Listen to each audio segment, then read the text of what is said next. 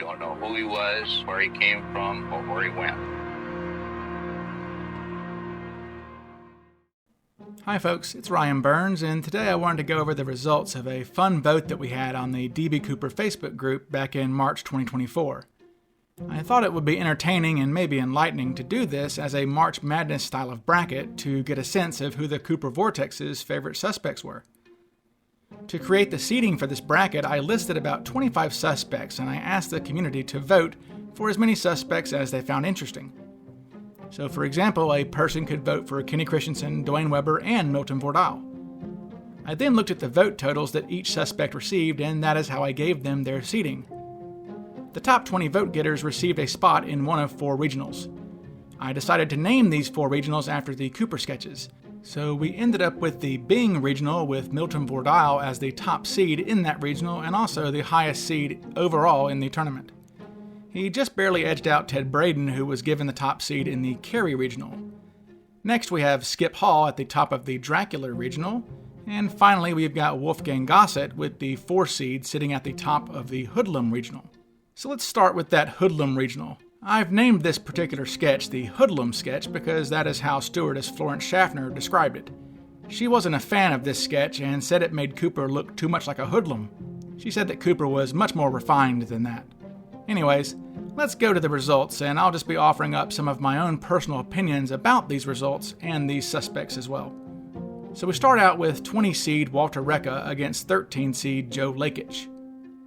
Despite having multiple books about him and a pretty good documentary, as well as one heck of a nice advocate in his niece Lisa, Recca is nevertheless considered to be a bottom-rung suspect by many in the Vortex for a variety of reasons that I won't get into here.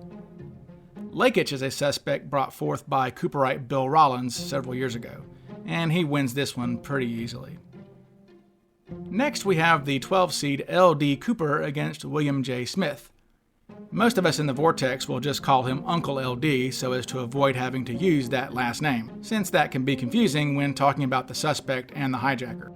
Smith's suspecthood is largely based on his connection to the Max Gunther book, and he does have some pretty staunch supporters, but it's not enough overall to defeat Uncle LD. This was actually a pretty big upset with the 12 seed knocking off the 5 seed. Next, Lakich ended up taking on Wolfgang Gossett, the top seed of this bracket, and, well, he got smoked pretty badly, as you can see. This was pretty much expected given Gossett's popularity. So the final 2 in this bracket are Uncle LD versus Gossett. And this was closer than I expected, with Uncle LD putting up a pretty valiant effort, but with Gossett ultimately advancing to the final 4 with a 62-42 win. Next we move over to the Dracula bracket, Dracula being the name I've given to the sketch that stewardess Florence Schaffner created during the infamous Unsolved Mysteries episode. I suppose we could also call this sketch the Kaiser Sose sketch or the Kevin Spacey sketch, given how he damn near looks identical to the sketch from the Usual Suspects movie. This bracket started off with 2 old-timer suspects in the Vortex, being Dwayne Weber against Sheridan Peterson. These 2 have been around for quite a while. Peterson rightfully wins this match 75-19.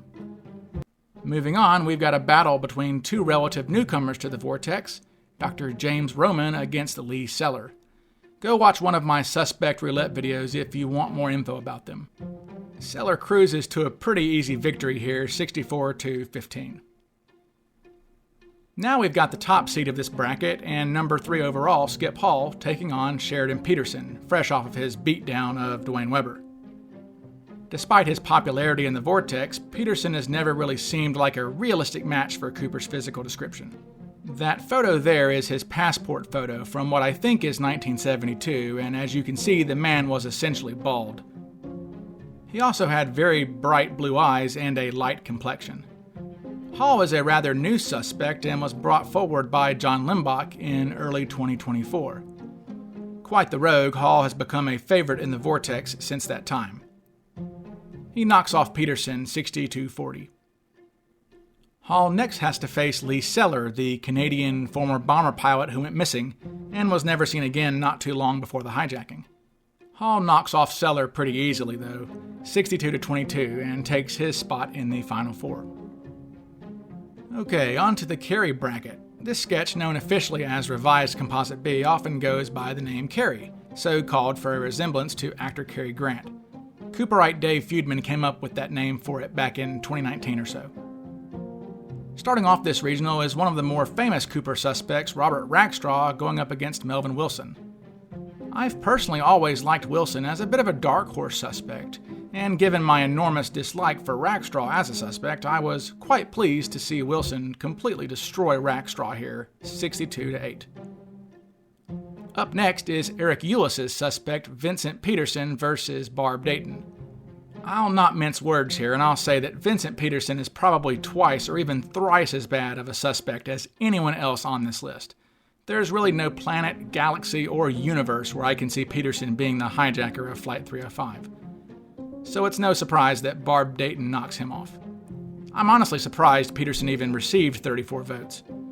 I'm wondering if that had more to do with people disliking Barb as a suspect as opposed to active support for Peterson.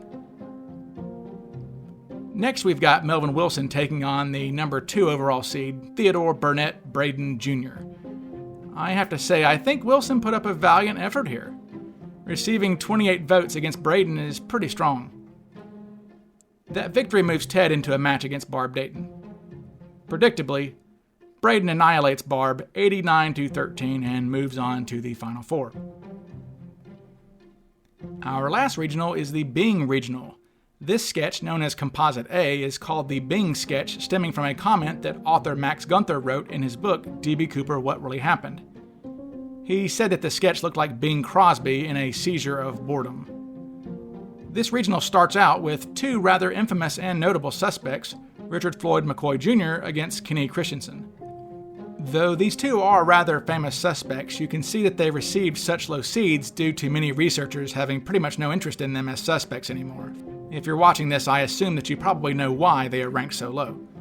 Anyways, Kenny really beat the hell out of McCoy on this one, 77-25, so the bald and small Kenny Christensen advances.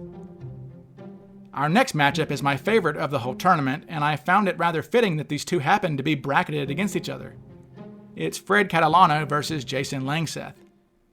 These were 2 of the suspects who, up until the early 2000s, had never actually been eliminated by the FBI despite being on their radar as suspects since 1972.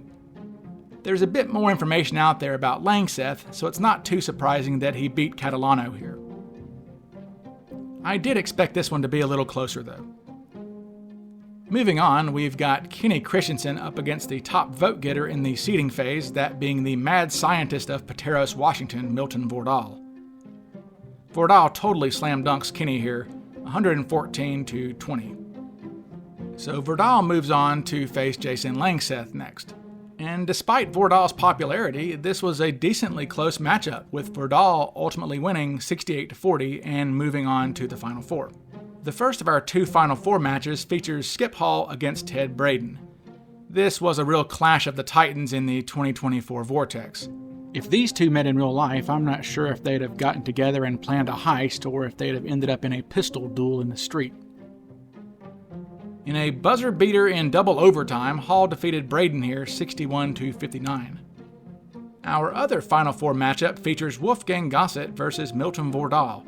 And I have to say, I was somewhat surprised at this result, that it wasn't a bit closer given how much people like Wolfie. But Vordahl rather easily knocked off Gossett, 93-27. I think what hurts Gossett the most as a suspect is just his propensity to be a known bullshitter throughout his whole life. It's honestly a bit hard to believe anything someone says who was the host of a paranormal radio show. So that brings us to our final matchup between Skip Hall and Milton Vordahl. Hall ended up winning this championship round rather convincingly, 68-41. I think Vordahl's age and his lack of criminal history is probably what did him in against Hall in this matchup. So there you have it. The Vortex's favorite suspect as of March 2024 was Skip Hall. Posthumous congratulations to Skip Hall on the victory, and cheers to John Limbach for bringing forth such an interesting suspect into the Vortex. Well, that's all I've got on this, so I will talk to you guys again soon. Bye.